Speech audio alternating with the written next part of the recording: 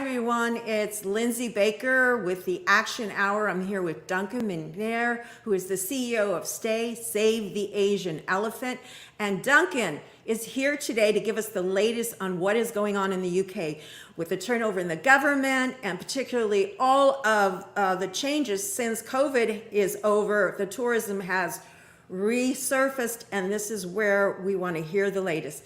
Duncan, thank you for being here. How are you? For having me. I'm very well, Lindsay. Thanks so much for having me again. Please, let's talk about this. And today you also brought to us some new information. We're going to talk about how many American tourists have been killed and how this goes on over and over again and nothing seems to happen. So, Duncan, I just want to let you take the lead here for a moment and just give us a synopsis of what's going on. Absolutely. Thanks, Lindsay. And hello, everyone. Thank you so much for joining us. I am, as Lindsay says, CEO of Save the Asian Elephants. Our purpose is the preservation and protection of the Asian elephant, which is now in deadly peril of extinction after millions of years. It's quite unnecessary. This is not an act of God. This is human actions. And one of the most brutal and awful is the abuse of Asian elephants in tourism. Their brutal abuse through stabbing and beating, all of it bent to a commercial purpose. Baby elephants are illegally snatched from the wild, and they are brutalized, beaten, isolated and stabbed and beaten to break their spirits, as it's known, for easy use in tourism. And the really terrible thing about this is that huge numbers of companies, both in the UK, where I am, and in the US, are complicit in this, are plundering and exploiting this ancient, sensitive species for tourism profits. And millions of tourists are themselves innocently or unwittingly complicit in this by buying tickets to brutal venues. Duncan, let me jump in here a moment. Let's go ahead and show our audience a little clip from your website and a little more clarity. Certainly.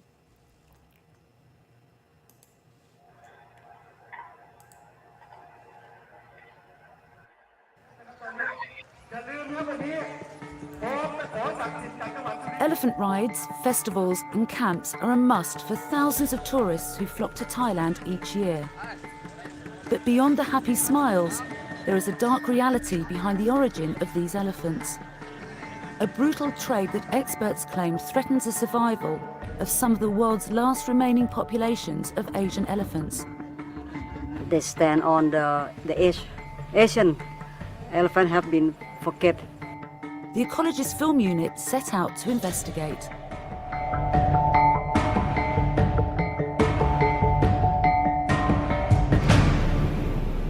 We travelled to the region near Chiang Mai in northern Thailand, home to many of the elephant camps enjoyed by tourists. There's been research sites based in Africa watching elephants, among other things, for a very, very long time, whereas in Asia there's very little research has been done. Very little has been said about the dramatic drop in population. No one would have any idea that this species is also endangered. John Roberts runs an elephant camp. He was one of the first to recognise the link between the supply of elephants for the tourism industry and elephant hunting in the wild. We've been jumping up and down saying if you buy an elephant, you're probably taking another elephant out of the wild. We realised very early on that buying elephants was causing a problem and hurting the wild population, or at least the Burmese population. The hunting of wild elephants is illegal in Thailand, but experts claim that the practice is widespread in neighbouring Burma, and it threatens the last healthy populations of Asian elephants that reside there.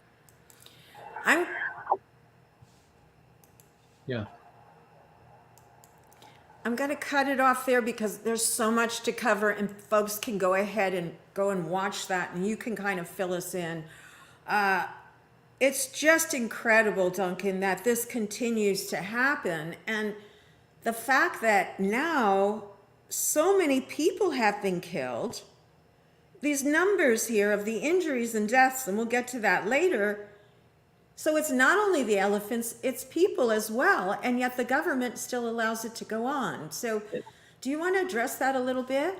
Yes, certainly. It's an appalling story, and the STAE, my organisation, has been gathering statistics and research very carefully for 8 years now. Every day for 8 years, we are evidence-based, and we have identified just under 1,000 catastrophic injuries to people, or people injured by catastrophic attacks by elephants, and nearly 750 deaths um, from Asian elephants brutalized in tourism. These are all matters that are concealed by the travel industry, virtually uniformly concealed. And elephants are dangerous in other ways as well. Elephants in the wild cover huge distances in search of food and of other herds with which to crossbreed. But in fetid, dank, broken down state in tourism captivity, they all their systems are broken down, and they are deadly purveyors and transmitters of diseases like TB, airborne pathogens like TB, possibly SARS, possibly COVID-19, and they are in a terrible state. So that if they exhale upon you, they sneeze, they cough, they spray water, you are in real peril. And the third way, apart from attacks and transmission of pathogens, is that a large part of the Asian elephant dirty trade is associated with human trafficking, particularly between Myanmar and Thailand. So these are just Wow. three ways in which the brutality to elephants is deadly for humans as well. And it is a scandal and a national shame, both for my country, the UK, and really for yours, that this enormous, pervasive abuse of elephants persists to this day, decade after decade. Um, it's quite disgraceful. Let me just be clear, Lindsey, to your readers what STAE stands for, to your listeners. What we say is that there should be in the UK, indeed there should be everywhere, a new domestic law to ban the advertising in the UK of overseas venues where elephants and their babies are brutalized for easy use in tourism. That should be a ban. It's useless to have the promises invariably broken by travel companies that they will change. It's never worked. It's never happened. They are constantly evasive and abusive. They promise things when our torchlight is shone on them, and then they swing away from it the minute our backs are turned.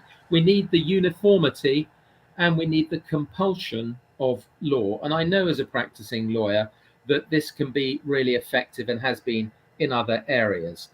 In England, I've led 25 meetings, 26 meetings with our Prime Minister's office and with our Environment Ministry, where they have promised new law. I was asked to draft the new law with my colleagues at STAE. Government's had this for nearly 3 years. They've kept promising it, and then they dumped it with a load of other animal welfare legislation 3 months ago from our Queen's speech. On Monday, we have a new Prime Minister. Okay, but wait, let's back up a little for our audience and just clarify that point you just brought out. That they had Yeah. promised and even asked you to participate in drafting a bill, a new law indeed, and that at some point 3 months ago it was dropped. So I'm sure you had, you wanted to know why. So what did you find out about that? Like, why did that suddenly happen? Right. Well, the first we heard that it was being dropped was when those provisions did not appear in the Queen's speech. That's an event that happens where Her Majesty herself, in this case it was Prince Charles because Her Majesty was indisposed in May, and was 4 months ago, when she addresses Parliament and announces the programme of the government for the coming parliamentary session. That speech is written by government for Her Majesty to pronounce to the Parliament and to the country, and it took us all by shock and horror that these provisions were excluded, in particular the so-called Animals Abroad Bill, and we were horrified and appalled, and we're so disappointed at the way government has behaved since. But we're not idle. We are not only pressing government, reminding them of the overwhelming public support in this country, in the UK and elsewhere for these measures. but have been speaking to every member of parliament in the country, have been showing them the overwhelming support in their constituency, have been speaking to the members of the upper house, the House of Lords, and have been urging at every turn that this law is necessary and soon. Asian elephants don't have unlimited time to survive. And even if politicians don't care about animals, and some have said they don't at all, they think they're a waste of time, nonetheless, they should care about humans and about their own constituents, many of whom are getting killed and injured by elephants abused in this unethical tourism. Yes, and I want to just jump right in here for a moment and share your website for folks. Let me push that. Let's see what's going on here. We've got the, there we go. Let me try that again. There we go. For people that might not be able to stay on for the full time, I just want to get out the word here of how to get in touch. And also, I'm sure my audience and people, when they hear this, will be appalled. So this is what you can do. Right here on the website, you can see, I don't know if you can see my pointer, but in the upper left sign, there are petitions to sign. You can donate to STAE, and there are many ways you can help. So if you are not going to stay with us for the rest of the broadcast, I hope you do, please go over and take a look at the site, because this is just something that is atrocious, that we all have to get on board with helping to end, because it's just not, we can't bear this any longer. No. Is there anywhere else on the website you wanted me to show before I take it down? No, those are the main areas. We're very keen for people, firstly, to sign our petition. It's now a world beater, nearly 1.2 million. We have a total of nearly 34 million petitions, signatures on petitions aligned with ours. So more and more is very helpful. Also, if you're in the UK, to please cut and paste the letters to our parliamentarians. This is very important. But also, let me say this, Lindsay. Yes. It's not just the UK market that STAE is worried about. We're worried about all the markets, including the US, that unscrupulously feed this brutal trade into Southeast Asia, where they patronize, they encourage people to go in deadly peril for themselves. So please lobby your own lawmakers and parliamentarians. I'll be coming to the US I expect in the early part of 2023. I will be so pleased to address audiences both on and offline, to get to know people, to hear from editors and media channels and so on, because raising public awareness is the beginning of everything. The fact that more people don't know about this is the sad legacy of concealment by the travel industry for the 60 years or so since all this horror started with the explosion in the package tour industry. That's when it started. This abuse is not ancient tradition, let alone religion. None of the religions of Southeast Asia stand for the brutality to animals. They're all quite the opposite. They say it's an outrageous misrepresentation. This is about making money, nothing else. And it's a disgrace to the UK, to the US, but also to all the other countries that have this going on. And we have analysed very carefully how these markets are developing, and we are tackling and challenging very hard the companies. I'm very sorry to say some of the biggest names in the US are covered in blood, as they are in the UK. These are $100 billion companies that are involved in this, that are selling hundreds of brutal venues. Let me just jump in here, because I want to ask you, for people that may be going on trips, what would be the wording? What would you see as the venue? What would it say specifically? Do they say you come to see elephants? What type of verbiage what should people look out for? Right. Okay. We don't want to name company names, but we do want to give as much information of what to look out for and not to participate in. That's a very good question. Okay. As far as the wording of adverts that we deprecate, that we are unhappy with, it will advertise any direct contact with elephants. That means riding, selfies, washing, being close up to them as they play football and dancing and standing on top of each other or painting. All of these are red flags, big red flags. Elephants are wild animals, and they don't admit people on their backs or around their bodies, or they certainly don't do painting and football without having first been brutalized and brought to their knees by beatings and stabbings to terrify them. They're not tamed. This is in the US, by the way, this image. They're not tamed. They are terrified into submission. From an early age, they're stabbed and beaten up, and they're terrified. The problem with that is not only it's brutal, but they go nuts every now and then. They break out of that fear and they attack and kill. And it is reckless and irresponsible for companies to be enticing that. The other point is visually, the adverts steer clear when they show any of those activities, riding, washing, any of that stuff. They should only be seen from a safe and respectful distance in ethical, genuine sanctuaries and wildlife reserves. Exactly.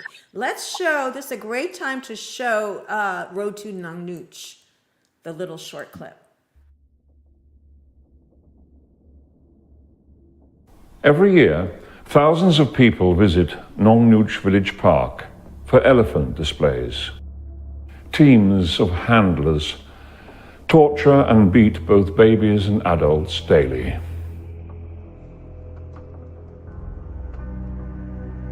So its tusk went into me. Yeah. Its right tusk, the trunk threw Andrea back onto the concrete. Yeah.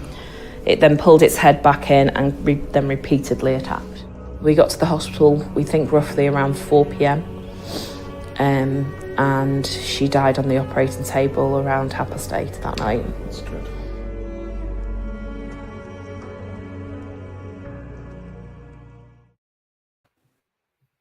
Wow, that's a really short version. Maybe you can talk about it a little bit more. I think you gave me 3 different versions, but Yeah. go ahead and go into a little more That's a kind detail. of teaser version, and there's the 13-minute version that tells the whole story. So that's a venue that is shocking, not because it's unique, but because it's typical. That attack on that young woman who was killed in front of her sister and father, who themselves were nearly killed in the attack, happened 20 years ago. But the shocking point is now, 20 years on, that same venue, under a regime of self-regulation by the industry, is still up and running. It's bigger than ever. It's being advertised today by 120 UK companies and numerous US companies. And it's a place where people have been killed by elephants, where, as we have witness testimony, that baby elephants are beaten up, stabbed, a long row of them chained to an iron fence, all crying and wailing, all covered in bruises and blood, baby elephants barely up to your waist. And it goes on regardless. And British and US companies are getting stuck in plundering the elephants at this place and putting their own paying customers at deadly peril. That has all sorts of consequences. Apart from anything, any insurance those companies provide to you for travel will probably be vitiated, undermined, because it's a known risk that they are concealing, probably from the insurance company and certainly from their customers. But all sorts of problems. And the idea that under self-regulation, in other words, marking your own homework, everything is fine, which is what some British government ministers have said, and what all these big tour companies say, is really outrageous. Just explain that phrase a little bit more, if you would, Duncan. Well, do you mean marking your own? In other words, self-regulating. Okay. Please. At the moment, there is no centralized, no legal regulation of this sort of activity. Now, a lot of these activities in the countries where they happen, India, Thailand, so on, is unlawful. But that doesn't stop US and UK companies sending people into the lion's den, as it were, to be proximate with elephants that are very dangerous animals. Very dangerous animals. Wow. They go nuts. You see their tusks, but they're mighty, huge, even if they don't have tusks. they can lean against you or kick you, and they do that. And so we have got nearly 1,000 deaths recorded. And the travel industry won't tell you about that because they're making money out of it. It's an outrage that that is so. And our evidence shows negligible support for tourists and their families when they're injured by these travel companies. They're not bothered, and they leave them to try and do a deal in where the country is where it's happened. That's exactly what happened to the family in the film you just saw. It's the height of irresponsibility, and it's shocking that the games that these big companies play when STAE has fought hard to hold them to account. We've exposed them and their outrages, and they play around with us. That is not right, either for the elephants or for the humans who suffer injury and death at the hands of. You mentioned last time to me that there was support in the parliament for the bill that you wanted to get through. Yeah. But then something about fox hunting and tradition, and I remember you spoke about that. Could you, because what keeps going through my mind is, why isn't the British government, why isn't the American governments doing anything? And we always know it's follow the money. But can you talk a little bit about that and how that impacted on sort of like where the support you had seemed to become more, fleeting? Yeah, that's another very good question, and the short answer is you should get a UK government minister on your show and a US minister, frankly. But fox hunting is politically charged in the UK because it brings together a clash of, on the one hand, animal welfare. Who wants to see an innocent fox run to ground across the country and torn to bits by hunting dogs? On the other hand, people say, I'm not one of them, that the government should stay out of interfering in country ways of life in the UK.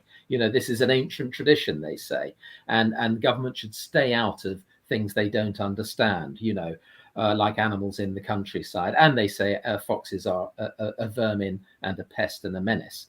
And it's politically charged. I know it's politically charged. And the trouble is that I'm afraid that some members of parliament in the UK think that government should have no part in trying to protect animals, because animals are worthless. They are subordinate to us. Who cares about them? Well, but wait a minute. You've said that before, but aren't there scientists that have come in and said that we know that what the scientists say and what the science shows, that they're incremental to the environment. How can that be overlooked, the science? No, but you see, a lot of MPs know a little bit about lots of things and not a lot about anything. And here we have very few, probably 2 or 3 members of parliament persuaded our prime minister not to go ahead with various animal welfare legislations that he had promised. And the Animals Abroad Bill was one of them. And their argument is outrageous, and it represents virtually no one. And I'll name their names if you allow me to. They say, first of all, that animals are worthless, and it's a matter of consumer choice whether you go and see elephants and ride them, even if they've been beaten nearly to death and continue to be stabbed, and that it's not a Conservative Party type of thing to do. Now, there may be other members of Parliament in other political parties who think likewise, but they're a tiny minority, and they're an infinitesimal minority. Then how do they have so much? How do they have so much clout? Yes. Well, it's a good question. They shouldn't have, and it's frankly an inversion and an abandonment of democracy. They should not have that influence upon the Prime Minister.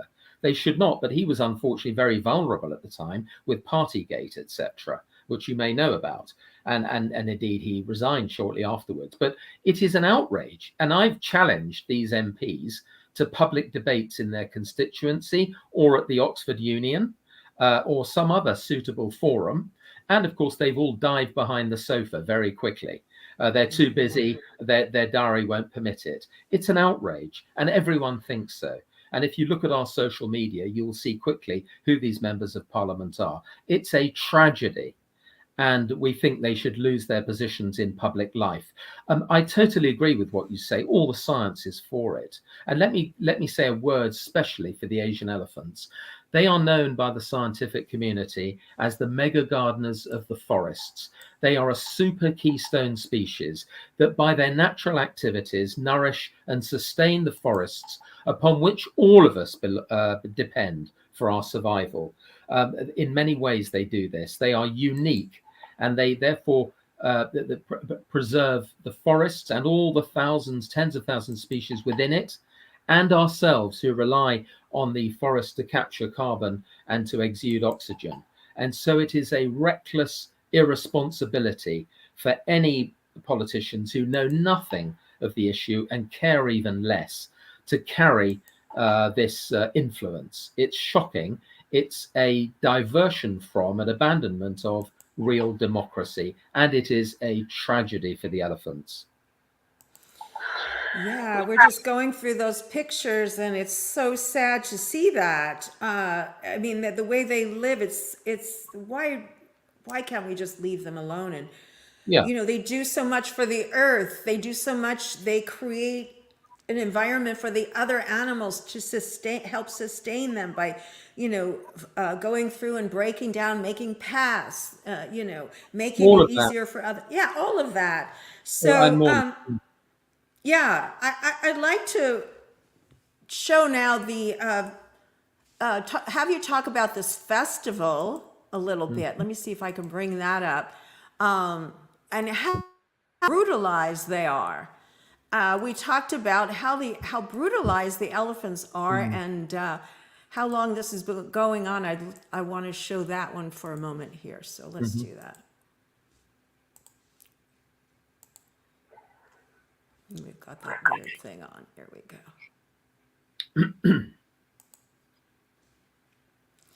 Okay, so tell us a little bit about what's going on here in this photograph.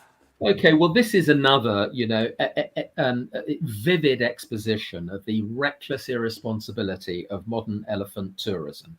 So here we have an image of a huge festival, billed as a religious festival, or it's not. This is a repudiation of any religion, involving up to 120 Asian elephants in a massive din, clashing crackers, booming PAs, and massive crowds, in searing heat, deprived of heat, of water and food, having been transported at speed hundreds of miles to this place.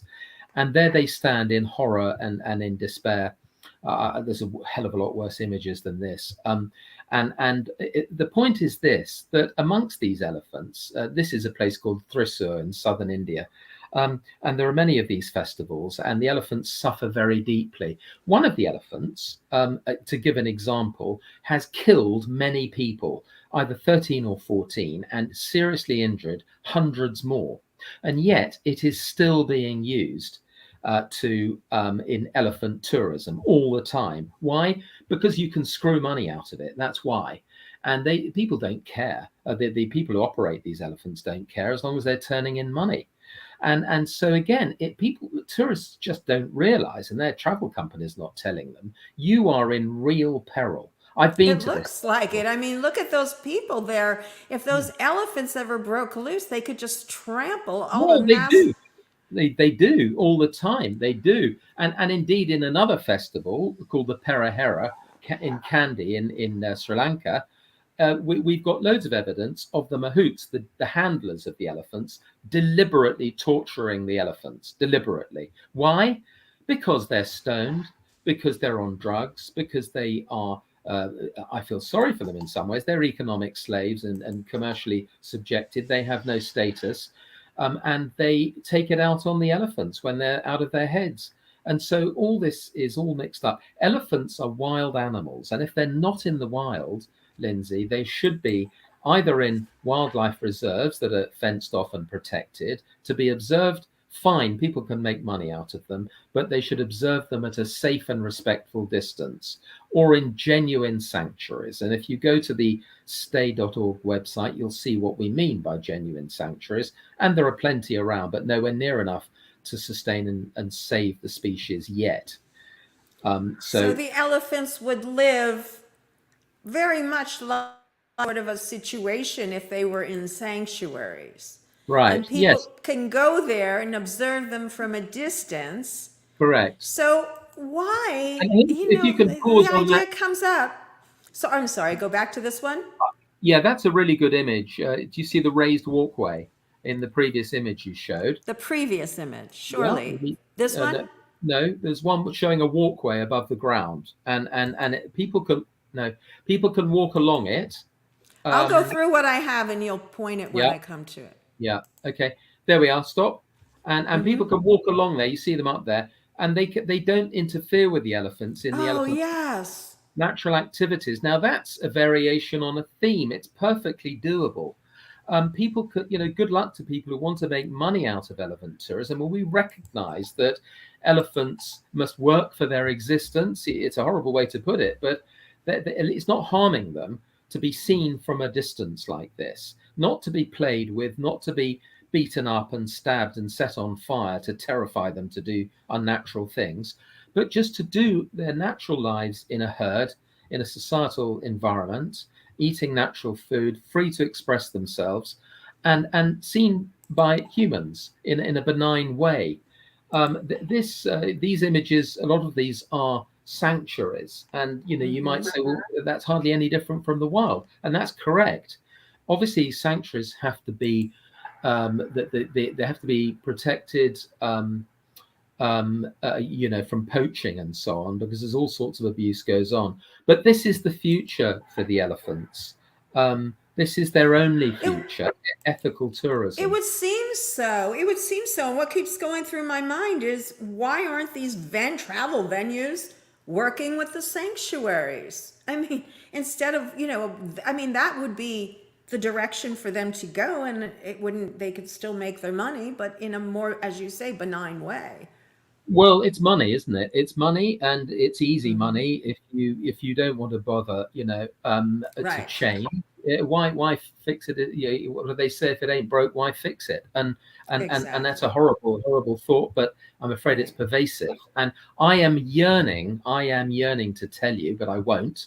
The companies, including huge US companies, who are busy plundering these precious creatures, and the They venues. would be online travel venues, etc. Yeah, but let me just tell you, in the UK, STAE has found 1,200 companies selling a brutal, what we call UEVs, unethical elephant venues. About 300 such venues. These are the ones STAE has discovered. There must be many more. Through about well over 3,000 different advertisements. How do you find them? We endlessly work our way through the web. We look through brochures, we check with people, we watch reviews and so on, and we keep records, and then we cross-check, we further cross-check. We are a very vigorous, evidence-driven organization at STAE, and I'd say we're proud of what we do. We have little money and we desperately need it. We don't take a penny. I put a lot of my own money into this, and all of my fellows on STAE, we have no money, but we are driven by the evidence. Many lawyers amongst us, and we know the importance of evidence to speak truth to power, to governments and to these large, huge multinational corporations. They treat us often with disdain and contempt, but they're now much more careful. They know that we are making headway. They know that the ranks and files and ranks of British people are disgusted and appalled at this abuse, and we are all yearning for government to change. In the meantime, Lindsey, whilst government flips and flops and dithers and delays, we are tackling the big companies ever harder. We've had rude responses and evasive responses, people putting the phone down when we get them in a corner, saying it's all ancient tradition, it's rubbish, saying that they don't get involved in politics, that it's up to the consumer, any number of stupid arguments, and I'm afraid backed up by fake reviews of brutal venues. Fake reviews, disgraceful. One wonders who puts those up. And that is a symptom, I'm afraid, both of the big comparison sites as well as of the primary commercial sites selling these venues. It's really disgraceful and corrupt. And the elephants, of course, are the main victims. I have a question. I do want to run through here.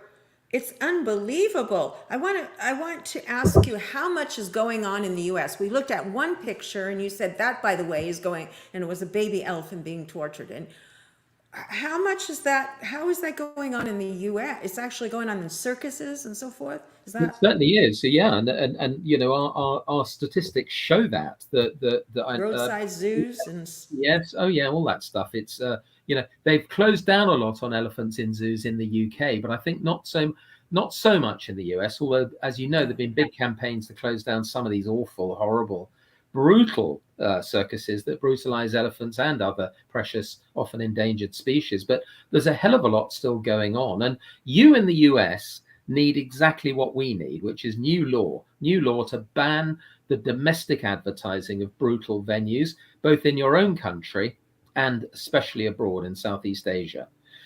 It should not be happening. I mean, STAE doesn't particularly have an objection to, you know, genuine sanctuaries in the US if they work for the elephants, fine. But on the other hand, elephants should really stay in their home states, and they should be treated with respect. They should be climatically in the correct place, and they should be protected, obviously, not dragged thousands of miles, abused, shoved in a concrete cell, fed rubbish like donuts, and often they've been beaten up and brutalized to perform tricks. It's just awful. yes, and let's just go through some of these numbers here. So in the festivals, now how was this information? This was information, the research you've done independently or from FOIA reports and things like, I know that's not the same. Well, we've done it ourselves. We've done it in the sense of trawling everywhere. We are very scrupulous, and we know that the strength of our position depends upon the authenticity of our research data. And we are, if anything, conservative in the way we gather and organize and deploy this data. But the short point is we've got figures that I've sent you showing, Yes. for example, at festivals, so-called religious or cultural festivals, they're just tourist attractions, riding. 100, right, 146 killed, Right. and This is what STAE has found so far. That doesn't mean the total. It's what we've managed to find so far. 146 killed, 708 injured, and that means serious injuries, crushing of their chests, of their heads, they're stamped on, limbs broken, spleen and liver damage, all that. In circuses, and that might include US circuses, 48 killed and 134 catastrophically injured. Zoos, 51 killed, 50 injured. Miscellaneous others, 476 killed, 35 injured. So we've got nearly 1,000 catastrophically injured. Many may have died later, and 721 killed outright at the time. These are not figures for companies involved in this to be proud of, and yet they're still busy at it. You know, I mean, this is like the days of children down mines and up chimneys, that you know, the Industrial Revolution and slavery, frankly, who, you know, saying who gives a damn about these people? Well, we do give a damn about these people and about the elephants. We jolly well do give a damn about it. I was going to say, one of our viewers was just saying, are the British celebrities getting behind this? And You bet. talk a little bit about that, if you would. Okay. Well, it's another a plank of our position at STAE. We've gathered 100 both celebrities and people of influence from all quarters: religious leaders, political, professional, lawyers like myself, and all sorts of other people, all of whom stand shoulder to shoulder in favor of this new law to ban brutal advertising of horrible venues abroad where these poor elephants and their babies are beaten up and killed for tourism. And they do include celebrities. I noticed Elton John's name there. We haven't yet approached him, but we have many other people of very high moment. You know, Ricky Gervais, for example. He's a great supporter of STAE. Dame Jane Goodall at the other end of the spectrum, one of the world's most eminent conservationists. Many others. Chris Packham, a huge name in the UK. I'm doing a lot of work with his stepdaughter, who's now a rising star, Megan McCubbin, and many other, actors and others. And we would love more from Hollywood, from the cradle of celebrity. If your viewers know of them who would support those celebrities who would support us, please put them in touch. We reach out to them to ask them to help us, because they have their very, very important place, and we will hugely respect their views on this. They are human beings. They will have beating hearts in their chest. They will feel emotion and horror at the abuse of this fast Who wouldn't? diminishing It's just- species. Yeah, and if you sharing this video out would help too, because they might see it on TikTok or Right. any venue, Instagram. I just wanted, I'm looking at the staggering numbers here of support you have. A total of all petitions, 32,000 petitions, or 32 million. Nearly 33 million signatures on petitions that align with STAE's own petition. STAE's petition is now. Oh, I see. Yeah, total of all petitions. I thought I was reading that. Yeah. No, well, it's the same thing. I mean, they all stand for the same thing. Exactly. STAE's petition has spawned and generated dozens of other petitions using exactly the same wording as ours and the same photos and so on. And good luck to them. We're not precious about it. Our own petition is the biggest in world history for the elephant species. It's 1.15 million, and we're getting a huge rate of increase. But all the other petitions that align with ours, that surround ours and support ours, total now signatories of just under 33 million.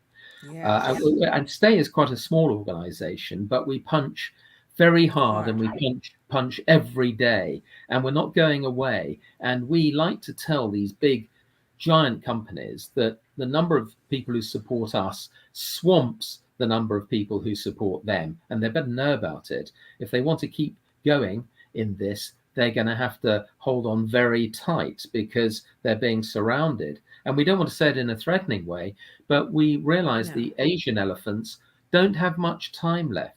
Their numbers are now, their worldwide numbers are barely 40,000, of which about 40% in captivity.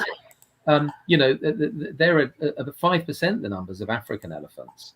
And one day we'll all wake up and there are none left. They've been beaten to death, all of them. Oh, what a horrible idea. What a horrible, I'm not always proud to be a human being, No. Well, Duncan, we're just about at the end of our time here. So if there's anything else you want to say before we wrap up, please do now. Well, look, America, the US is hugely important in this. Would anyone listening, we would be delighted if you contact us. Loads of people do. They are volunteering to help us, and we are immensely grateful. If you haven't got the time or aptitude to help, and if you can help in many ways, in IT, in PR, in helping us with social media, in putting media before us, conventional media people, commissioning editors, TV, audio, online, all those people. Please help us, but also sign our petition and get your own lawmakers involved, or just contact me. Contact us, Save the Asian Elephants at STAE.org. We'll be very pleased to talk to you about how you can help and hear your ideas. We don't have a monopoly on ideas. We just push them very hard.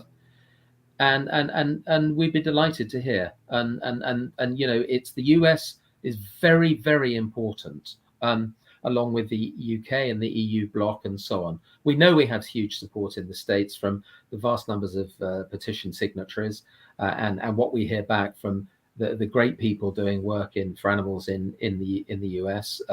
We've struck a recent wonderful relationship with the Animals Defense Partnership of wonderful people, and we're so grateful. And I will be coming to the States. I would be delighted to meet you.